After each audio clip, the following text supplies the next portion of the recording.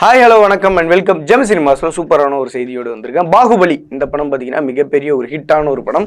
அதுக்கப்புறம் பார்த்தீங்கன்னா historical base பண்ண மூவி எது ஃபஸ்ட்டு எடுத்தோன்னு கேட்டால் எல்லார் மனசுலையும் நிற்கிறது பாகுபலி அப்படின்னு சொல்லிட்டு சொல்லலாம்.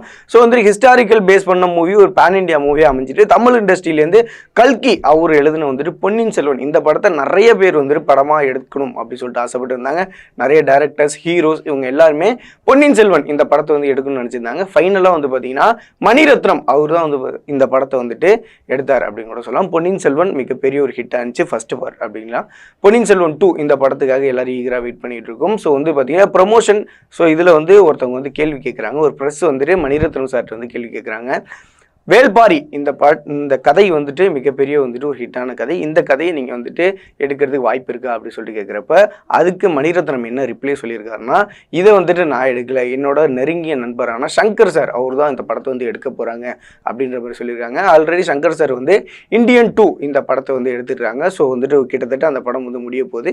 இதுக்கப்புறம் ஹிஸ்டாரிக்கல் பேஸ் பண்ண மூவி அதாவது வேல்பாரி இந்த படத்தை வந்துட்டு இந்த கதையை பேஸ் பண்ணி ஒரு படம் வந்துட்டு எடுக்க போகிறாங்க அப்படின்றதான். வேல்பாரி மன்னன் யாரு தான் வேல்பாரின்னு சொல்றாங்களே. ஸோ சேர சோழ பாண்டியர்கள் 3 பேராலையும் எதிர்த்து நிற்க முடியாத ஒரு மன்னன், ஒரு குறுநில மன்னன். இவர் எப்படி வந்துட்டு மிகப்பெரிய ஒரு மன்னனாக இருப்பார்? தான் இந்த வேல்பாரியோட கதை அப்படி சொல்லிட்டு கேட்டிங்கன்னா ஓரளவு நமக்கு தெரிஞ்சதை வச்சு நான் சொல்கிறேன். ஸோ வேல்பாரி இந்த ஸ்டோரியில் வந்து பார்த்தீங்கன்னா வேல்பாரி ஒரு மன்னர். ஸோ வந்து இவர் வந்துட்டு ஒரு மலையில் இருக்கிற ஒரு மன்னர் அப்படின்னு சொல்லலாம். பரம்பு மலை அப்படின்னு சொல்லிட்டு ஒரு மலை. இதில் வந்து பார்த்தீங்கன்னா தேவாங்கு அப்படின்ற ஒரு விலங்கு வந்து பார்த்தீங்கன்னா இங்கே அந்த மலையை சுற்றி இருக்கும் அப்படின்லாம். ஸோ வந்து பார்த்தீங்கன்னா சேர சோழ பாண்டியர்கள் இவங்க வந்து கடல் கடந்து போகணும் அப்படின்னா தேவாங்கு அப்படின்றது வந்து தெய்வ வாக்கு கொடுக்கறது தான் தேவாங்கு அப்படின்னு கூட சொல்லுவாங்க.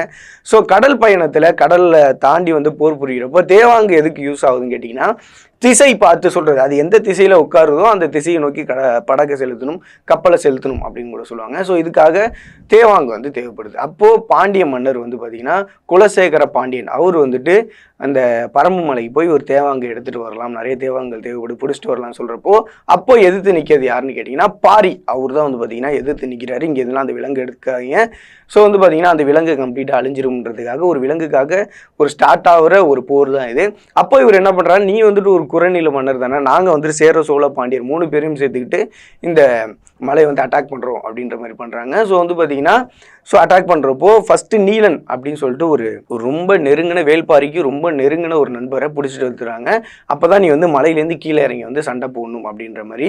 ஸோ இவரும் வந்துட்டு என்ன பண்ணுறாருன்னா மலையில் இருக்கிறப்போ வேல்பாரி அவர் வந்துட்டு யாராலையுமே வந்து தோக்கடிக்க முடியாது. ஏன்னா யுக்தி தந்திரங்கள் மிகப்பெரிய தந்திரங்களாக இருக்கும். அதுவும் வந்துட்டு அந்த மலையில் ஏறி போய் சண்டை போடுறன்றது மிகப்பெரிய ஒரு சவாலான விஷயம். ஏன்னா அந்த மலையிலே வாழ்கிற வேல்பாரிக்கு எல்லாமே வந்துட்டு ஒரு எப்படி சொல்கிறது, அந்த மலையிலே வாழ்ந்துட்டு இருக்க ஒரு மனுஷனுக்கு எங்கே போனால் என்ன நடக்கும்ன்றது நல்லாவே தெரியும். பட் ஆனால் சேர சோழ பாண்டியர்கள் தரையிலே இருக்கிறவங்கல்ல. ஸோ குதிரை இல்லை வந்துட்டு யானை இது எதை எடுத்துகிட்டு போனாலுமே அங்கே போய் ரீச் ஆகி சண்டை போடுறது மிகப்பெரிய ஒரு சவாலான விஷயமா இருந்துச்சு. இந்த கதையில் கடைசியில் வந்துட்டு வேல்பாரி ஜெயிச்சாரா தோத்தாரா, இந்த கதையில் என்ன நடக்கும் அப்படின்றது தான் மிகப்பெரிய ஒரு ஸ்டோரியாக இருக்குது. ஸோ இந்த ஸ்டோரியை பேஸ் பண்ணி தான் வேல்பாரி அப்படின்ற ஒரு படத்தை எடுக்க போகிறாங்க. கொஞ்ச நாளில் இந்த படத்தோட ஷூட்டிங், இந்த ஒரு கேஸ்ட் அண்ட் க்ரூ இதெல்லாம் ஆரம்பிப்பாங்க. எப்படின்னு கேட்டிங்கன்னா இந்தியன் படம் 2 வந்து ரிலீஸ் ஆனதுக்கப்புறம் சங்கர் சார் அஃபிஷியலாக இது வந்து சொல்லுவாங்க. சங்கர் சார் அப்படி சொல்லிட்டு எடுத்துக்கிட்டாலே மிகப்பெரிய ஒரு பிரம்மாண்டம் அப்படின்னு கூட சொல்லலாம். இதுவும் வேல்பாரின்ற ஒரு கதையும் மிகப்பெரிய ஒரு பிரம்மாண்டமான கதை. இதில் கேஸ்ட் அண்ட் க்ரூலாம் யார் வைக்க போகிறாங்க, யார் வந்துட்டு சேர சோழ பாண்டியர்கள்லாம் நடிக்க போகிறாங்க, வேல்பாரியாக யார் நடிக்க போகிறாங்க, இதெல்லாம் மிகப்பெரிய ஒரு எதிர்பார்ப்பாக இருக்குது. தமிழ் இண்டஸ்ட்ரியை பொறுத்தளவு, தமிழ் சினிமா இண்டஸ்ட்ரியை பொறுத்தளவு இது மிகப்பெரிய ஒரு பேன் இண்டியா மூவியாக இருக்கும் அப்படின்னு தான் சொல்லிட்டு எதிர்பார்க்கப்படுது. கண்டிப்பாக பொறுத்து இருந்து பார்ப்போம் எப்படி இருக்க போகுது அப்படி சொல்லிட்டு. நன்றி, வணக்கம், தேங்க்யூ.